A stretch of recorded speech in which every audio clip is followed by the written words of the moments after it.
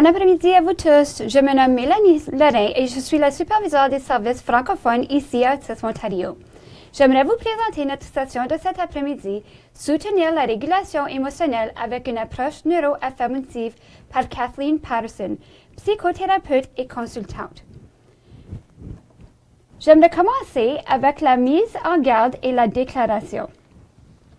Les opinions exprimées dans ce webinaire sont celles des présentateurs/présentatrices et ne reflètent pas nécessairement celles d'Autisme Ontario. Prenez note qu'Autisme Ontario ne donne son appui à aucun produit, thérapie, traitement, stratégie, opinion, service ou individu en particulier. Nous appuyons cependant votre droit à l'information. À nos yeux, il est très important que vous fassiez votre propre recherche afin de prendre vous-même des décisions éclairées. L'autisme a une signification différente pour chacun. Les professionnels de la santé, les chercheurs et les fournisseurs de soins peuvent utiliser un terme alors qu'une personne autiste ou sa famille emploiera un autre terme pour se désigner elle-même ou pour désigner un membre de sa famille. Les différents termes que vous entendrez pour décrire l'autisme correspondent soit à une perspective axée sur la personne d'abord, personne qui vit avec l'autisme, soit à une perspective centrée sur l'identité, personne autiste. Le langage axé sur la personne reflète l'idée selon laquelle l'autisme peut être séparé de la personne et ne la définit pas, comme les expressions « personne avec autisme », tandis que le langage axé sur l'identité reflète la conviction et que l'autisme est une partie importante de l'identité d'une personne et ne peut en être séparé. Pour respecter ces deux préférences, nous utilisons indifféremment l'un ou l'autre terme tout au long de ce webinaire et nous respecterons également toute désignation que vous préférez personnellement. Vous trouverez dans la section ressources plus d'informations concernant la déclaration d'Autisme Ontario sur le choix du langage. Nous vous rappelons qu'au cours de cette présentation, nous ne pourrons pas répondre aux questions concernant spécifiquement votre enfant ou une personne avec laquelle vous travaillez ou que vous connaissez. Nous discuterons de stratégies générales et ou d'activités où nous vous indiquerons où trouver des informations supplémentaires et d'autres professionnels que vous pourriez consulter à des fins de suivi. J'aimerais maintenant vous présenter notre présentatrice de cet après-midi, Kathleen Patterson. Merci Mélanie, puis bonjour tout le monde. Ça me fait plaisir d'être ici cet après-midi. Alors, que vous soyez une personne autiste, neurodivergente, un parent ou un proche aidant professionnel, vous vous demandez peut-être comment favoriser l'autonomie, augmenter la capacité à identifier les besoins individuels et comment soutenir un état de bien-être général chez les individus neurodivergents. Et j'aimerais en fait débuter par vous partager un peu mon histoire et celle de ma famille et pourquoi c'est important pour moi de présenter le thème qu'on va aborder aujourd'hui. Alors, je suis psychothérapeute et puis je travaille en santé mentale depuis 25 ans. J'ai travaillé auprès de différentes populations, donc des enfants, adolescents, adultes et aussi les familles dans une variété de milieux, donc les milieux scolaires, milieux communautaires et aussi en pratique privée. Et puis j'ai occupé différents rôles à titre de clinicienne, de consultante et aussi de gestionnaire de programmes de santé mentale. Donc, à la régulation, on peut dire des émotions est un thème qui est très pertinent au travail que je fais, mais c'est vraiment mon parcours en tant que maman, en tant que parent de deux jeunes personnes neurodivergentes qui me motive à parler justement de l'approche des soins neuroaffirmatifs et comment cette approche peut aider à soutenir le bien-être et la régulation.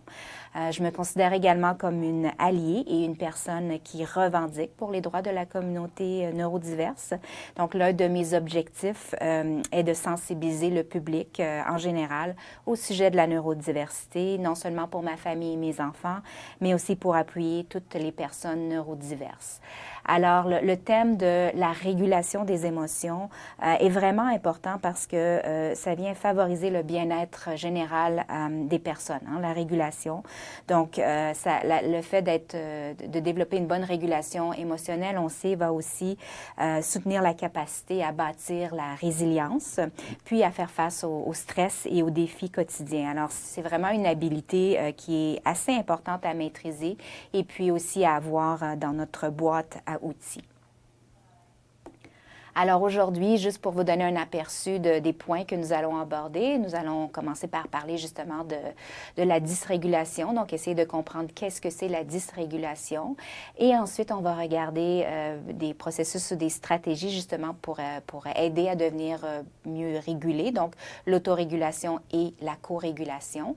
Ensuite, je vais parler de l'approche neuro-affirmative et faire un petit retour sur des points importants à retenir, entre autres un rappel que chaque individu est unique, hein, le concept de neurodiversité. Et on va terminer avec des questions que vous pourriez, comme participant, avoir pour nous ou pour moi. Alors, avant de parler de dysrégulation, je pense que c'est important d'introduire ce qu'est la régulation.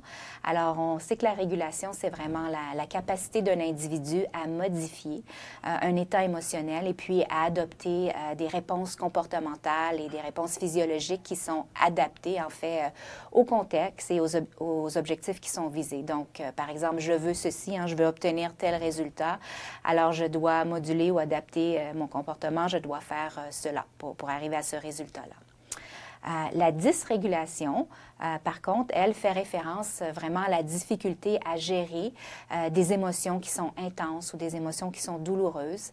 Alors, une personne qui éprouve des difficultés à maîtriser ses émotions peut parfois adopter des comportements extrêmes, des comportements malsains ou encore des comportements qui sont disproportionnés par rapport à la situation, et même des fois qui vont à l'encontre des propres intérêts de la personne. Hein. Et ce n'est pas que la personne n'est pas consciente, parfois qu'elle agit contre son propre intérêt, mais qu'elle n'est pas dans un état pour pouvoir justement contrôler ou réguler là, son comportement et l'adapter. Et des exemples de dysrégulation qu'on peut mentionner sont l'agressivité, les crises de colère, l'impulsivité, etc. Donc, des indices de dysrégulation émotionnelle, je pense que c'est important d'avoir une idée à quoi ça peut ressembler. Et il y en a qui sont peut-être un peu plus évidents que d'autres. Alors, si on parle d'émotions qui sont très intenses, de comportements qui sont compulsifs, aussi, l'incapacité à gérer les comportements. Donc, ça, c'est quand même des signes qui sont peut-être un peu plus évidents. Parfois, il y en a d'autres qui sont moins évidents. Donc, quelqu'un qui aurait un manque de conscience de ses émotions, donc qui n'est pas nécessairement très connecté à ses émotions, ou encore avoir de la difficulté à prendre des décisions ou à faire des choix. Et puis, l'évitement aussi des émotions difficiles. Hein. Ça peut être un autre indice au niveau de la dysrégulation émotionnelle. Alors, la dysrégulation, la surcharge sensorielle et la surcharge émotionnelle, on va voir que ce sont des concepts qui sont connectés parce que donc la surcharge sensorielle et émotionnelle peuvent amener parfois justement l'état de dysrégulation, peuvent en être la cause et peuvent même accentuer.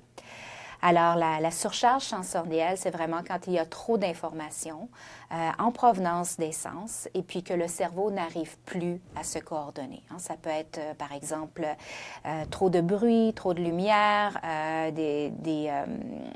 aussi des stimuli au niveau olfactif. Donc, il peut y avoir toutes sortes de stimulations qui viennent au niveau sensoriel créer une surcharge. Et puis, quand on parle de surcharge émotionnelle, eh bien, c'est quand il y a un surplus d'informations qui est en provenance des émotions et que le cerveau n'arrive plus à trier, hein, à faire la part des émotions. Donc, parfois, c'est parce qu'il y a trop d'émotions ou encore il y a trop de variété dans les émotions ou encore que l'émotion arrive de façon brusque, hein, de façon inattendue. Alors, on sait que c'est possible que les deux types de surcharge se produisent séparément, mais aussi c'est possible qu'elles arrivent en même temps. Et ça vient vraiment ajouter un défi au niveau du triage pour le cerveau, puisque donc ça peut amplifier vraiment la surcharge et donc augmenter le niveau de dysrégulation. Donc c'est quelque chose à considérer quand on parle de dysrégulation. Et puis, donc, quand on a vu ce qu'était la régulation, j'ai expliqué ce qu'était la dysrégulation et comment, au fond, la surcharge émotionnelle et sensorielle peuvent y contribuer. Donc, parfois, une personne peut arriver à un état de dysrégulation qui est très élevé, hein, donc qui devient hors de contrôle, si on veut, et puis elle n'arrive plus à reprendre le dessus. Donc, dans ces moments-là, on peut parler d'effondrement. Alors, si on pense à une personne autiste ou neurodiverse, l'effondrement ou ce qu'on connaît communément sous le nom de meltdown peut se produire parce que la personne soit a reçu une grande quantité d'informations en provenance de ses sens ou encore qu'elle a vécu trop d'émotions et qu'elle n'a pas pu, par exemple, soit se reposer ou se retirer de la situation. Donc, il n'y a pas eu au fond, d'échappatoire. Et ça peut en fait occasionner la surcharge et amener l'effondrement. Donc, l'effondrement comme tel, c'est vraiment la perte de contrôle. Et ça peut parfois ressembler à différentes choses. Donc, ça pourrait ressembler, par exemple, à une crise de panique, hein, si l'individu vit beaucoup d'anxiété. Ou encore, ça pourrait être une crise de colère, s'il y a de la difficulté à gérer certaines émotions comme la colère. Et aussi des comportements qui peuvent être un peu plus étranges ou des gestes qui sont inhabituels. Alors, on peut voir que ça peut prendre différentes formes. Alors, évidemment, l'effondrement, c'est un peu l'étape qu'on essaie d'éviter. On veut essayer de prévenir, en quelque sorte, que ça puisse se produire. Alors, comment on peut faire en sorte de prévenir ou quelles stratégies on peut explorer?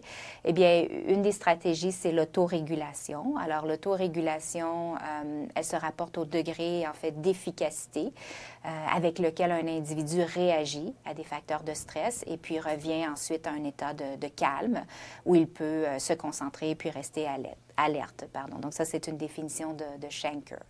À l'inverse, on sait que, par exemple, une personne qui vit des accès de colère ou de l'agressivité ou encore de la surexcitation ou de la frustration, ça peut être des signes ou des indicateurs précoces de dysrégulation. Et puis, si la dysrégulation, en fait, se répète et ça devient un peu un pattern de réaction, plus tard dans la vie, évidemment, ça peut mener à d'autres symptômes, soit d'intériorisation ou d'extériorisation, comme le repli sur soi ou l'agression.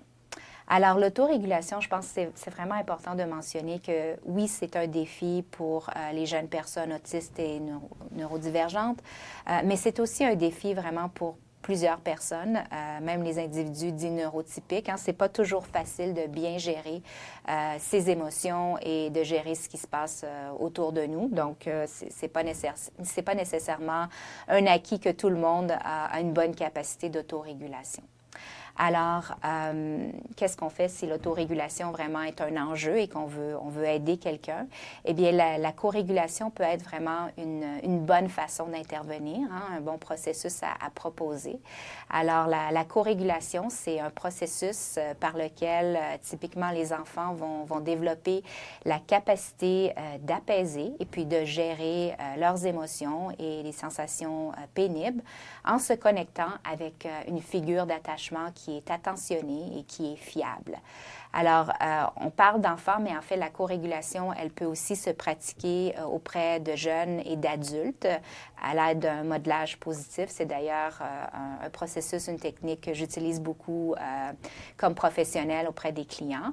Et puis, les émotions, hein, donc dans la co-régulation, les émotions de chaque individu au sein de la dyade, donc au sein des deux personnes, sont en constante évolution en fonction des émotions et puis du comportement de l'autre. Donc, quand la co-régulation fonctionne bien, c'est que une des personnes reste calme, en fait, et le résultat est une diminution de la détresse de l'autre personne et un retour au calme. Et puis, j'aime bien l'illustration qui est sur la diapo, hein, qui indique vraiment ou qui démontre vraiment à quoi ressemble l'analogie de la co-régulation. Alors, l'illustration, on voit un petit bateau qui est en train d'essayer de naviguer des grosses vagues. Donc, on peut supposer qu'il se trouve dans une tempête, hein, et là, on peut penser que c'est la personne qui est dérégulée ou dysrégulée, pardon. Et puis, il y a un autre bateau qui est sur une eau beaucoup plus calme, qui est la personne régulée. Et puis, on voit ensuite là, les deux bateaux qui avancent ensemble et on voit qu'on parle là de co-régulation. Alors, au fond, ce qu'on dit, c'est que, bon, quand leur tempête rencontre notre état de calme, eh bien, la co-régulation peut se créer. Alors, qu'est-ce qu'on choisit, hein? En fait, si on veut aider ou soutenir quelqu'un, est-ce qu'on choisit l'autorégulation ou la co-régulation? Bien, en fait, j'aimerais souligner que c'est pas nécessairement un choix, n'est-ce pas? Donc, l'autorégulation, on a vu que ça implique la capacité d'adapter son attention, d'adapter ses émotions, ses pensées et son comportement pour pouvoir répondre aux demandes internes et externes. Et on sait qu'à tous les jours, on en reçoit plusieurs demandes internes et externes. Et que même si on vise l'autorégulation, c'est pas toujours possible dans un contexte de surcharge sensorielle ou émotionnelle. Et puis, on sait que ce type de surcharge-là peut donc arriver particulièrement pour les personnes autistes et neurodivergentes. Donc, la co-régulation ne sera peut-être pas toujours possible. L'autorégulation, pardon. Alors, la co-régulation arrive un peu comme une solution d'appui, de soutien. Elle peut aider par le simple fait, justement, d'être en présence d'une figure d'attachement qui est positive pour aider la personne à retrouver un état d'équilibre et de calme. Alors, j'aime bien l'image de la petite flamme qui vraiment est en feu. Et puis, on voit qu'il y a une difficulté à retrouver un état de calme. Donc, on va présumer que c'est un enfant. Et puis là, il y a une autre personne, soit le parent ou l'aidant ou même un professionnel qui est là pour un peu aider à retrouver le calme. Et puis, on voit que finalement, la petite flamme redevient un enfant qui a retrouvé son état de calme. Donc, la co-régulation, en fait, le message derrière tout ça, c'est que c'est vraiment la première étape vers l'autorégulation. Donc, on ne peut pas s'attendre qu'un enfant ou même un jeune qui n'a pas de stratégie d'autorégulation puisse, en fait, les mettre en pratique. Il faut vraiment d'abord enseigner, modeler qu'est-ce que c'est. Et une fois que ça s'est intégré, bien, ça devient plus facile de mettre en pratique les stratégies qui ont été apprises. Alors, je voudrais justement partager un exemple par rapport à un de mes enfants qui vivait beaucoup d'anxiété par rapport aux devoirs de mathématiques. Et je pense que c'est souvent le cas, malheureusement, pour beaucoup d'enfants. Et puis, bien, comme parent, j'essayais de soutenir et d'aider, évidemment, en vérifiant régulièrement avec lui comment ça allait, en demandant s'il avait besoin d'aide et tout ça. Et puis, je voyais que, bon, en vérifiant, souvent, il y avait soit de la frustration, je voyais qu'il y avait comme des tentatives de simplement pas travailler ou faire autre chose.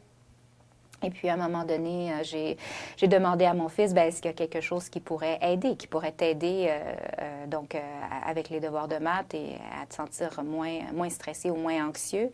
Et puis, sa réponse m'a quand même étonnée. Il m'a dit, en fait, je pense que ça m'aiderait si tu pouvais être dans la même pièce que moi.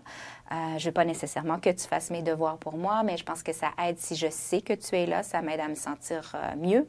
Et je sais aussi que je peux me tourner vers toi si j'ai besoin d'appui ou d'aide. Alors, j'ai trouvé que c'était vraiment un exemple intéressant parce que c'était ses propres mots, au fond, dans ses propres mots, qu'il expliquait, au fond, le concept ou le processus de co-régulation et comment ça pouvait l'aider à mieux passer à travers une situation difficile. Alors, j'ai pensé que ça serait pertinent de vous partager l'exemple aujourd'hui. Maintenant que nous avons vu un petit peu les concepts, hein, nous avons vu donc c'est quoi la régulation, nous avons vu aussi qu'est-ce qui se passe quand il y a dysrégulation, quand il y a une surcharge au niveau émotionnel ou sensoriel. On a parlé d'un effondrement ou meltdown, comment on peut arriver à ceci et au fond comment l'autorégulation et comment aussi la co-régulation peuvent appuyer justement pour mieux soutenir soutenir le bien-être de la personne. J'aimerais maintenant introduire l'approche neuroaffirmative. Alors, et on va discuter de comment cette approche-là, en fait, peut venir soutenir la régulation. Alors, l'approche neuroaffirmative, ou le concept de soins neuroaffirmatifs, c'est relativement récent. Hein. C'est apparu dans les années 90 environ et c'est un concept ou une approche qui évolue continuellement. Alors, c'est une approche qui tient compte et qui respecte l'incroyable diversité des neurotypes et aussi l'unicité ou la façon très unique que fonctionne le cerveau de chaque personne. Donc, cette approche, elle vise vraiment à élaborer des plans de soutien qui sont adaptés à chacun, hein, qui sont vraiment individualisés versus, par exemple, une approche qui est uniforme, une approche de type one size fits all. Hein. Donc, on donne des stratégies et puis c'est censé fonctionner. L'approche neuroaffirmative vraiment propose un cadre différent.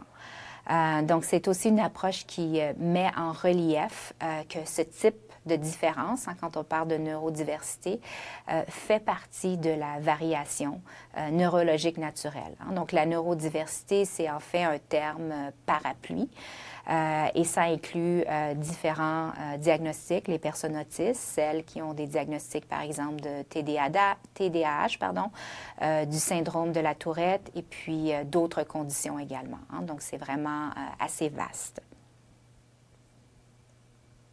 Alors, comment l'approche neuroaffirmative peut-elle aider?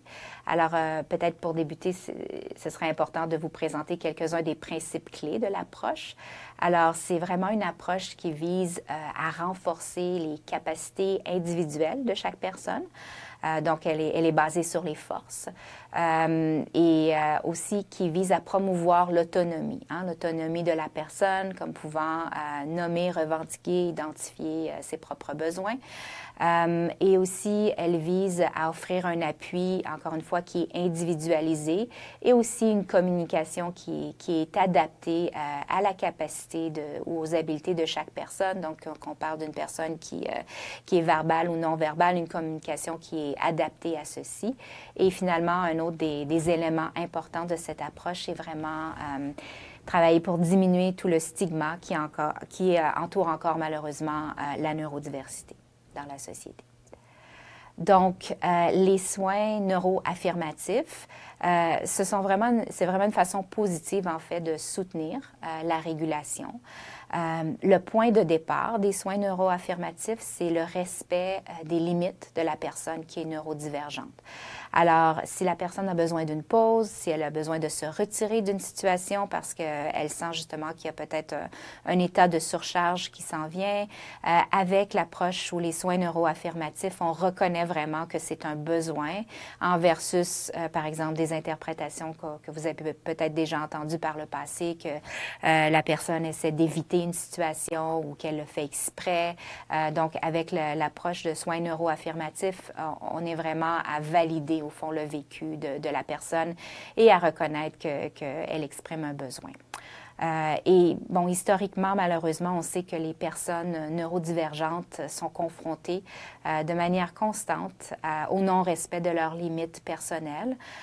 Donc, ça, c'est un exemple. Si quelqu'un dit « j'ai besoin d'une pause » ou c'est vraiment il y a trop de bruit ou quelque chose est vraiment difficile et de dire « non, non, non, tu es capable » ou d'insister.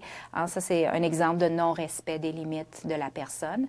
Alors, c'est vraiment important d'encourager la personne à identifier et à renforcer ses limites, ses balises. Et c'est un peu le but ou un des objectifs des soins neuroaffirmatifs. Et puis, l'autre point aussi à souligner, c'est que parfois les personnes sont tellement habituées à justement au fait que leurs limites ne sont pas respectées que ça peut être vraiment très difficile pour elles de s'affirmer ou même d'identifier ces limites-là, simplement parce qu'elles n'ont pas l'habitude de le faire.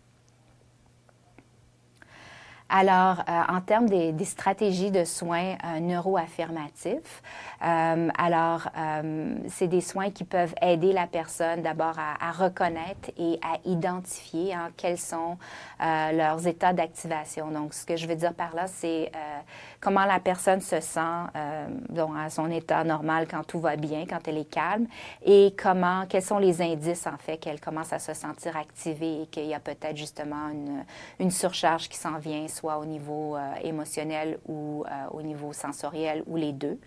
À travers des stratégies, justement, l'approche vise à offrir des occasions d'apprentissage kinesthésique pour la personne. Et ça, ce que ça veut dire, en fait, c'est que, et pas seulement pour les personnes neurodiverses, mais pour tout le monde, on a souvent une disconnexion entre nos émotions, ce qui se passe, et nos pensées, ce qui se passe dans notre tête, et les sensations qui sont dans notre corps. Et puis, avec l'approche des soins neuroaffirmatifs, on essaie de faire cette connexion-là pour justement que la personne soit plus consciente de ce qui est en train de se passer à tous les niveaux pour elle. Aussi, l'approche peut aider la personne à vérifier et à nommer en fait ce dont elle a besoin pour se sentir confortable. Donc, encore une fois, est-ce que c'est une pause? Est-ce que c'est, par exemple, pouvoir donc avoir accès à certains appuis ou encore simplement la liberté d'avoir des comportements d'autostimulation qui peuvent être réconfortants. Et puis, donc, une fois que ces besoins-là sont identifiés, donc l'approche peut permettre de cibler en fonction des besoins, soit la réduction ou l'augmentation des stimuli pour la personne, parce que ça peut être différent pour chaque individu. Donc, une personne peut avoir besoin d'avoir davantage de stimulation et une autre personne pourrait avoir besoin de réduire, en fait, les stimuli autour d'elle. Et puis, donc, cette approche aussi aide la personne à pouvoir trouver sa voie et dire, en fait, si ce qu'on lui propose, est-ce que c'est aidant ou non. Donc, c'est au fond la personne qui peut se prononcer versus lui imposer des stratégies ou des solutions. Et puis, comme parent, comme aidant ou comme professionnel, l'approche des soins neuroaffirmatifs nous permet en fait d'être conscient de nos propres biais, je dirais. Donc, de prendre conscience que en tant que personne neurotypique, on ne sait pas nécessairement toujours qu'est-ce qui est dans le meilleur intérêt des autres. Donc, même si on pense savoir, si on pense connaître les stratégies et tout, c'est important de reconnaître que la personne qui est neurodivergente, c'est vraiment cette personne-là qui est l'experte de ce qui se passe dans sa tête et dans son corps. Donc, c'est pourquoi aussi l'approche des soins neuroaffirmatifs ou les stratégies de soins neuroaffirmatifs nous disent de ne jamais forcer une intervention parce qu'en forçant une intervention, d'abord, on réduit en partant la chance que cette intervention-là puisse fonctionner ou être efficace, mais non seulement ça, ça peut être dommageable, si on force une intervention sur une autre personne. Alors, j'aimerais aussi mentionner quelques mots sur les comportements d'autostimulation, puisque j'en ai parlé, ce qu'on appelle aussi en anglais les STIMs.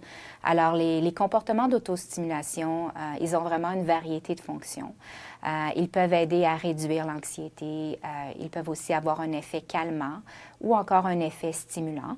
Ils peuvent aider dans la gestion de la surcharge sensorielle ou émotionnelle.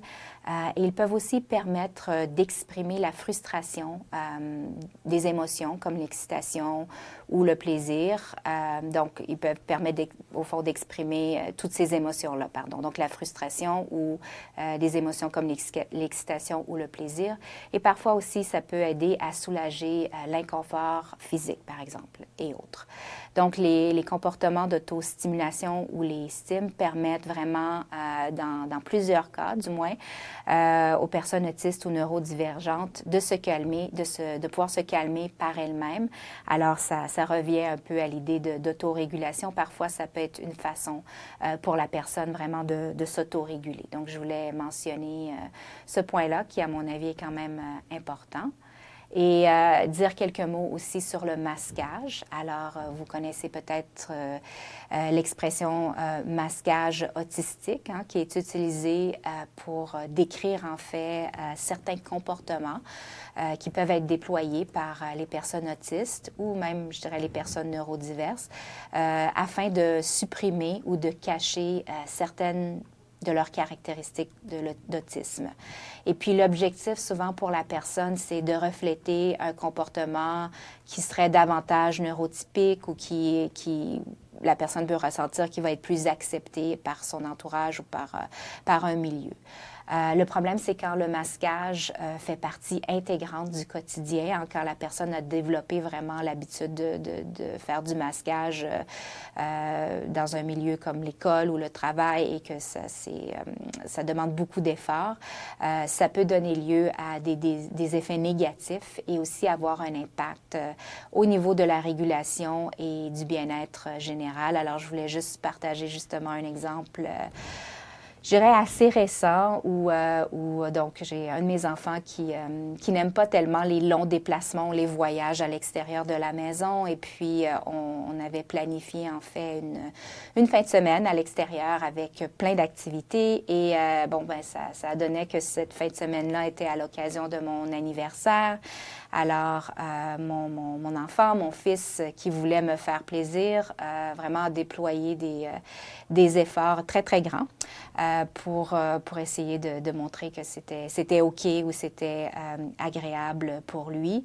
Mais finalement, à la fin de la journée, il était complètement épuisé. Donc, quand on est arrivé à l'hôtel où on demeurait, donc il avait des maux de tête et tout, et j'ai demandé, bon, qu'est-ce qui se passait?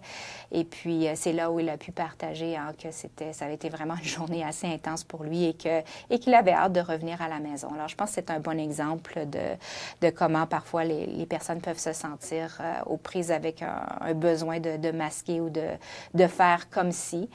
Donc, dans ce cas-là, c'était pour me faire plaisir comme parent, mais parfois aussi, c'est des raisons encore plus stratégiques, je dirais, si on veut, par exemple, dans un milieu de travail ou dans un milieu scolaire, on ne veut pas là, que les gens soupçonnent qu'on est sur le spectre, par exemple. Ça pourrait être une des raisons. Alors, ça nous amène au point, en fait, que j'aimerais soulever comme des points à retenir hein, par rapport à la présentation d'aujourd'hui.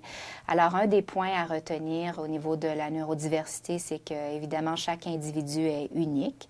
Alors, nous sommes tous des êtres humains à part entière et c'est vraiment ça l'idée derrière la neurodiversité, de célébrer cette variété-là au niveau de la façon dont on fonctionne et au niveau de la façon dont notre cerveau fonctionne. L'autre point, c'est de reconnaître que parce que justement, nous sommes tous uniques, il n'existe pas de formule magique pour répondre aux besoins de chacun. Il faut vraiment tenter d'adapter les interventions et le soutien qui sont offerts aux besoins et à l'unicité de chaque personne pour offrir un appui qui va tenir compte des besoins, des limites de la personne autiste neurodivergente et aussi honorer en fait son autonomie, son droit à l'autodétermination et son intégrité qui sont en fait des droits que tous les êtres humains possèdent. Alors, j'espère que ces points-là vont pouvoir rester avec vous et ça m'amène, je vais juste rapidement faire un récapitulatif et ensuite on va pouvoir passer à quelques questions qu'on a reçues des participants et auxquelles il me fera plaisir de répondre. Alors, nous avons vu aujourd'hui, au fond, qu'est-ce qui peut amener un état de dysrégulation chez la personne autiste ou neurodivergente. On a vu que, par exemple, la surcharge au niveau émotionnel et au niveau sensoriel peuvent amener ceci et aussi quand cette surcharge-là est très intense, comment ça peut mener à un état d'effondrement ou de meltdown. Nous avons vu aussi quelle était la différence entre l'autorégulation et la co-régulation, hein, donc la co-régulation est un peu la première étape, la base où on peut apprendre des stratégies pour se réguler en se fiant ou en pratiquant avec une personne, une figure d'attachement qui est aidante et soutenante. Et on a vu donc que ce sont deux processus qui peuvent se soutenir mutuellement.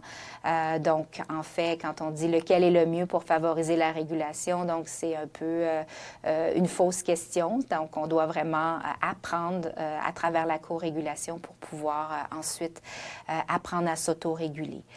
On a vu aussi un peu les grandes lignes de ce qu'est l'approche neuroaffirmative, qui est une approche vraiment basée sur la reconnaissance au fond, de la diversité du fonctionnement du cerveau de toutes les personnes humaines et qu'en fait, c'est vraiment important de respecter les limites, d'honorer les limites des personnes qui sont neurodiverses. Et on a vu que justement, en respectant ces limites-là, bien, c'est vraiment une façon d'aider la personne à mieux identifier quels sont ses déclencheurs et à pouvoir mieux adapter, au fond, les réponses et à prévenir des situations où il pourrait y avoir de la dysrégulation. Donc, de cette façon-là, ça vient soutenir la régulation. Alors, ça, c'est un peu un récapitulatif. Maintenant, comme j'ai mentionné, on a reçu des questions auxquelles ça me fait plaisir de répondre. Je voudrais juste mentionner aussi que, bon, on a eu plusieurs questions, donc il ne sera peut-être pas possible de répondre à toutes vos questions durant le webinaire, mais que donc on sera par la suite, ça me fera plaisir de répondre aux questions qui ont été reçues et d'envoyer, je pense que ça va être sous forme de courriel, une réponse aux questions qui seront demeurées là, un peu en suspens. Alors, une des premières questions que nous avons reçues, c'est est-ce qu'on pourrait avoir des conseils pour les adultes neurodivers? Ce serait super.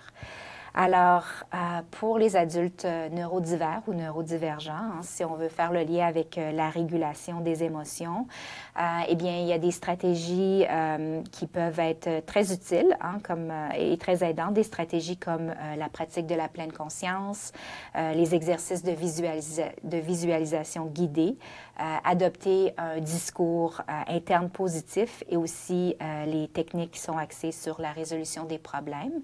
Mais j'aimerais aussi attirer votre attention sur ce qu'on appelle la régulation sensorielle. Donc, c'est vraiment une autre stratégie qui est assez importante et qui est bonne à explorer parce qu'elle permet de soutenir les autres formes de régulation. Alors, quand nous sommes régulés au niveau sensoriel, c'est beaucoup plus facile pour nous de, par exemple, transitionner d'une tâche à une autre ou encore d'interagir avec les autres ou encore d'absorber l'information sensorielle. On sait que la régulation sensorielle nous aide aussi à gérer les émotions, les comportements et les actions d'une façon plus appropriée et efficace, d'améliorer le focus, l'attention et aussi, de manière générale, d'améliorer les fonctions exécutives.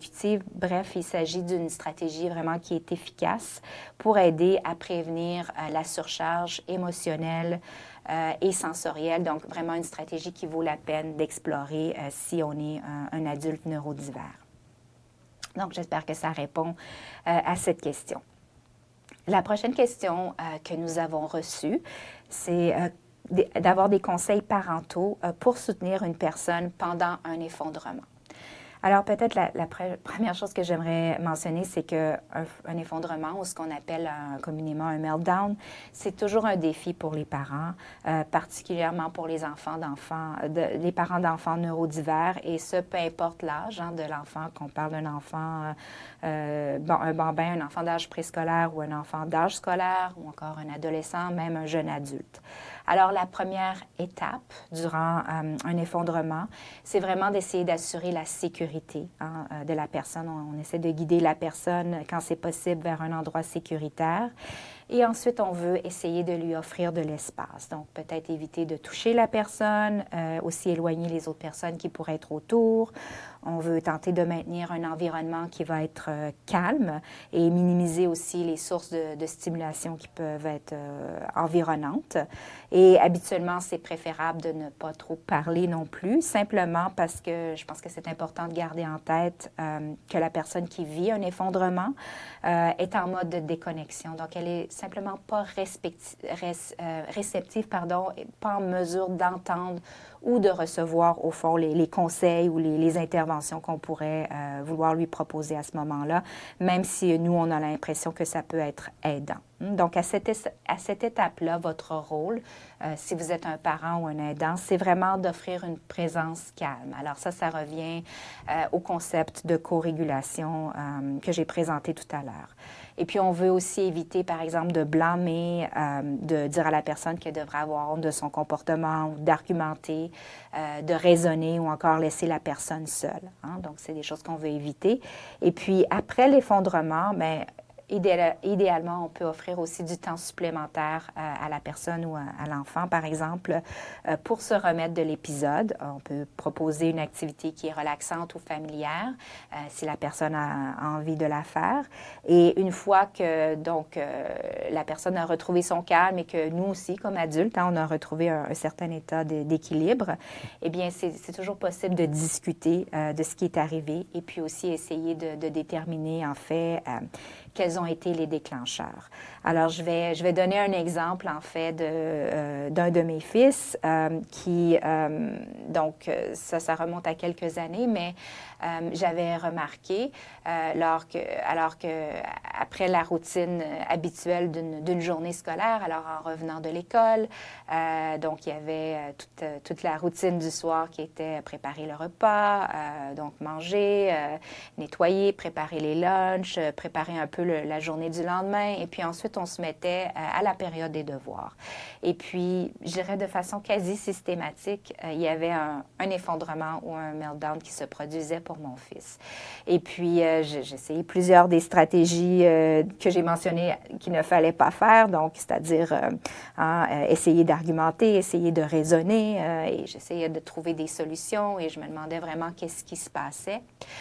Jusqu'à ce qu'un moment, mon fils me partage, j'ai vraiment l'impression que j'ai besoin d'un moment pour que tout relâcher, tout sorte, tout comme l'énergie négative, tout ça, que ça sorte, et après, je me sens mieux. Alors, quand il m'a partagé ça m'a vraiment ouvert les yeux, ça m'a fait réfléchir. Je me suis rendu compte, OK, je pense que ce qu'il est en train de me dire, c'est que là, il y a trop de choses. Il y a comme une surcharge pour lui, justement, qui s'est produit, qui s'est accumulée tout au long de la journée. Et puis, donc, ça doit sortir. Est-ce que ça doit sortir comme un effondrement ou un meltdown? Ce qu'on a fait, c'est qu'on a essayé de discuter ensemble de qu'est-ce qui pourrait être aidant.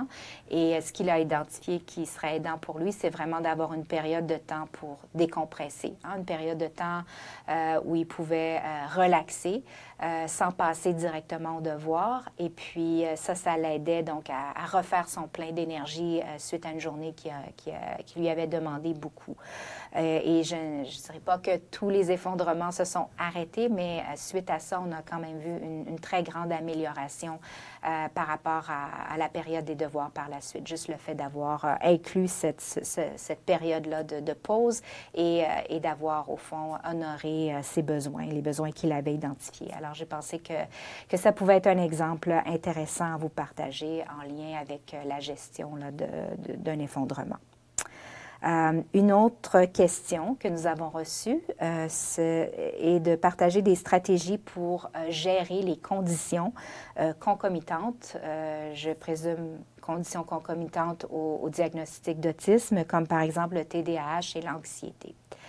Alors, bien, une des choses que j'aimerais dire, c'est que les conditions concomitantes sont courantes hein, pour les individus autistes et même pour les individus neurodivers.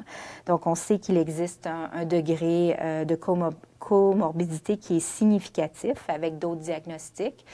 Donc, pour l'autisme, le TDAH, les troubles d'apprentissage, l'anxiété, ce sont souvent des conditions qui sont concomitantes. Et en tant que parent, bien, j'aimerais souligner que je sais à quel point ça peut être déstabilisant de sentir qu'on doit gérer plusieurs conditions, plusieurs symptômes en même temps. Donc, mes deux enfants ont reçu des diagnostics de troubles concomitants en plus de leur diagnostic d'autisme. Et pour être honnête, donc au début, quand j'ai reçu ces diagnostics, je me suis sentie en fait dépassée. Hein. J'avais l'impression que j'allais en fait devoir devenir en quelque sorte une experte en lien avec tous les diagnostics si je voulais pouvoir comprendre et aider mes enfants. Mais en fait, ce n'est pas le cas. Hein. Je veux juste démystifier que ce n'est pas le cas et que le fait de recevoir un diagnostic additionnel ne vient pas changer qui votre enfant est comme individu. Hein. Donc, il demeure le même avec ses forces, avec ses faiblesses. Et je crois que la meilleure approche à adopter vraiment, c'est de le considérer comme une personne à part entière et de faire de notre mieux, en fait, comme parents pour comprendre et soutenir les besoins de notre enfant dans une situation comme celle-là.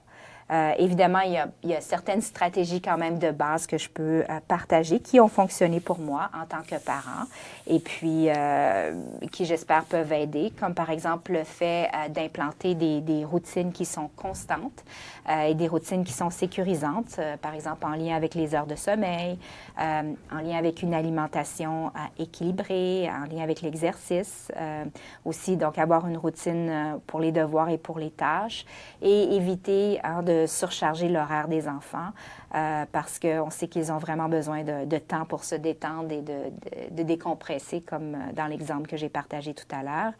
Et puis, évidemment, la gestion de notre propre stress comme parents est vraiment importante, s'assurer de prendre soin de soi-même et aussi de maintenir une communication ouverte avec nos enfants. Donc, poser des questions comme comment ils se sentent, donc qu'est-ce qui s'est passé dans leur journée, qu'est-ce qui se passe pour eux présentement. Alors, si vous remarquez, donc, je ne vous donne pas une réponse simple, hein, et la raison pour laquelle je ne suis pas en mesure de fournir donc une réponse simple à la question, c'est parce que tout simplement, il n'y en a pas de réponse simple. Il n'y a pas de liste comme telle où on dit il faut mettre en place ces stratégies-là et puis c'est garanti, tout va bien aller. Malheureusement, c'est pas comme ça que ça se passe. Alors, vous avez peut-être déjà entendu l'expression si vous connaissez une personne autiste, vous connaissez une personne autiste. Et puis, je rajouterai à ceci, si vous connaissez une personne neurodiverse, vous connaissez une personne neurodiverse. Et au fond, ce que ça veut dire, c'est que chaque personne neurodiverse est vraiment unique et ses besoins aussi. Et donc, il n'y a pas de stratégie uniforme pour répondre aux besoins de tous. Alors, mon expérience comme parent aussi m'a appris que les stratégies qui ont fonctionné avec mon premier enfant, ce n'étaient pas nécessairement les mêmes stratégies qui ont fonctionné pour le deuxième. Et alors, j'ai dû aussi adapter mon plan de soins pour chacun de mes enfants et m'ajuster à leurs besoins spécifiques. Alors, j'espère, encore une fois, une très longue réponse, mais j'espère qu'il éclaire un peu sur comment gérer les conditions concomitantes. Alors, une autre question. Comment apprendre à se comporter avec ses pairs et ses soignants lorsqu'il se sent excité. Alors, je présume qu'on parle d'un individu ou d'une personne qui est neurodiverse et qui se sent excité et qu'il y a des... donc, on veut savoir comment diriger les comportements auprès des pairs et des soignants. Alors, l'excitation, c'est une émotion agréable, n'est-ce pas?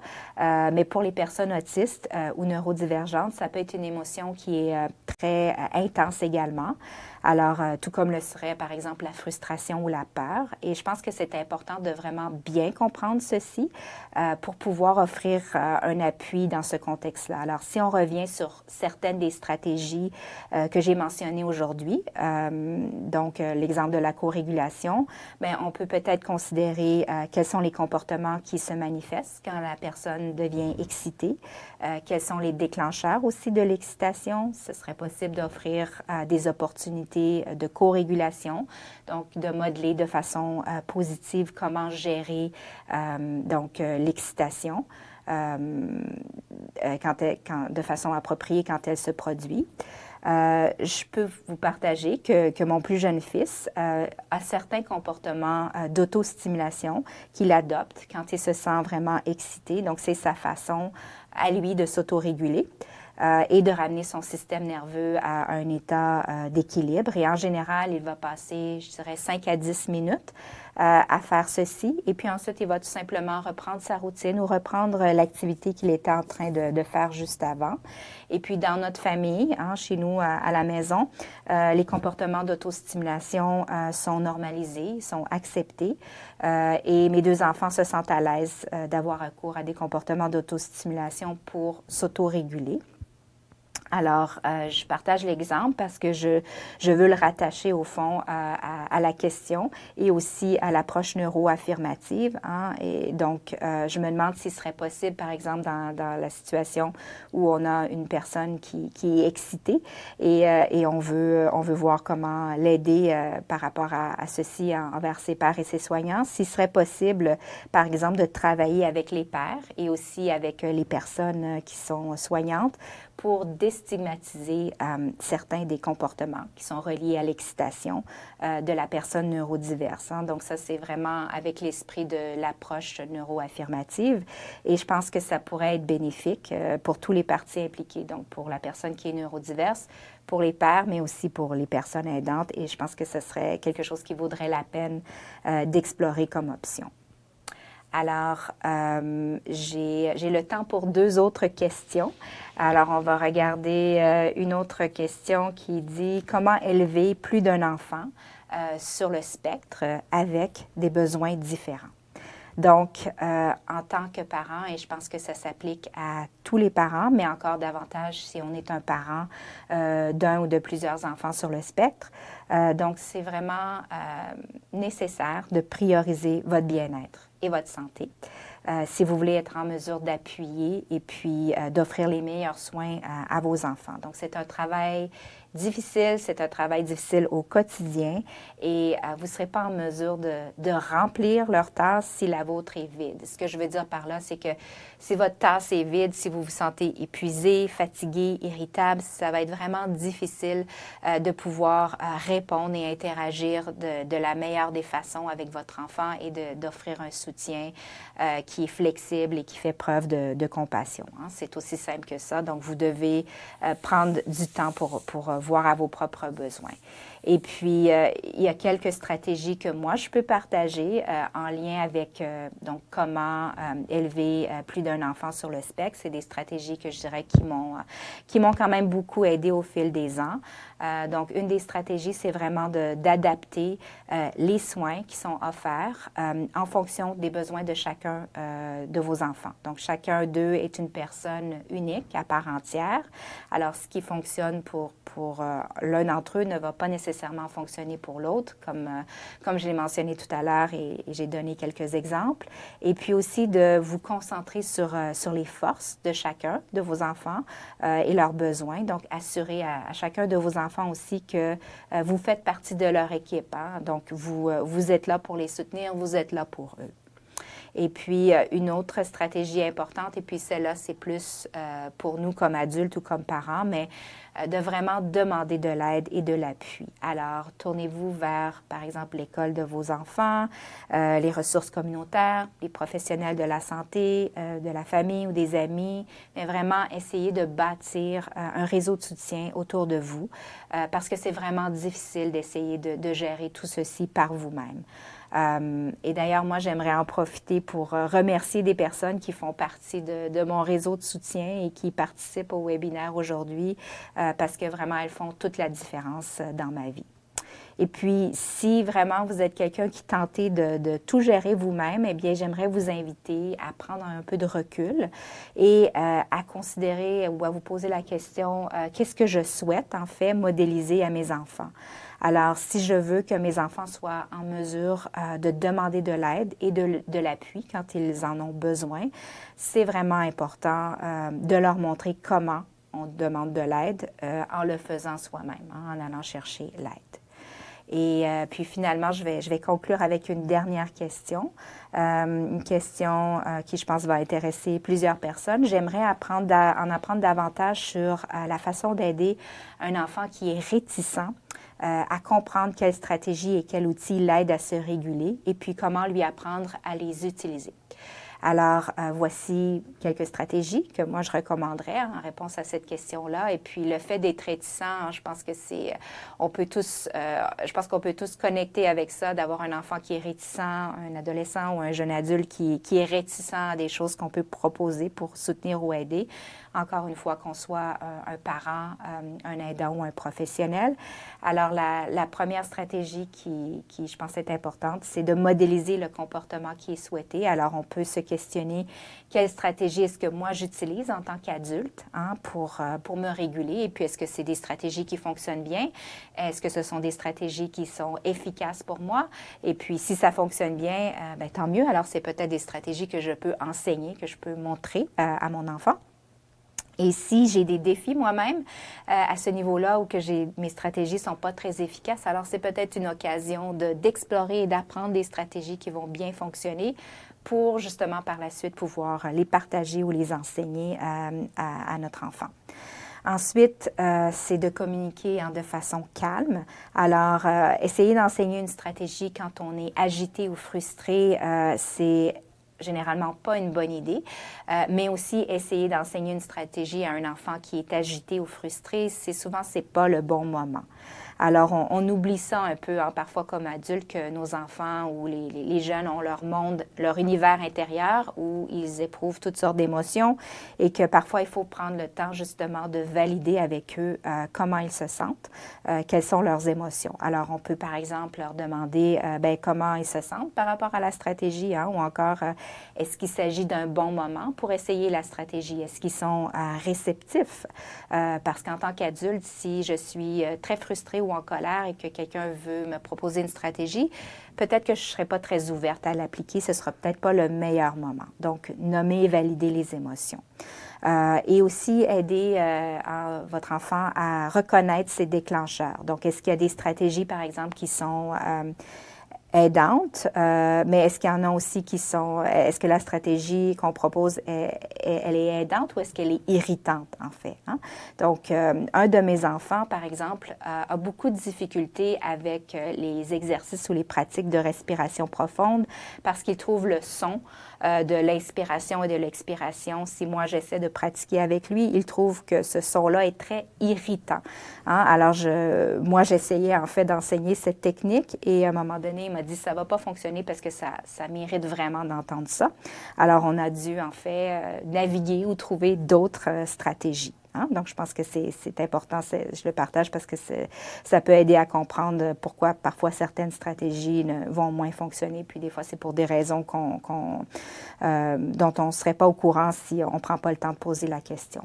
Ensuite, c'est un exemple de respecter les limites personnelles et d'offrir des options. Donc, on ne veut pas insister sur une stratégie si ce n'est pas aidant. Donc, le fait d'insister à pratiquer les exercices de respiration, dans le cas de mon fils, n'aurait pas été très aidant.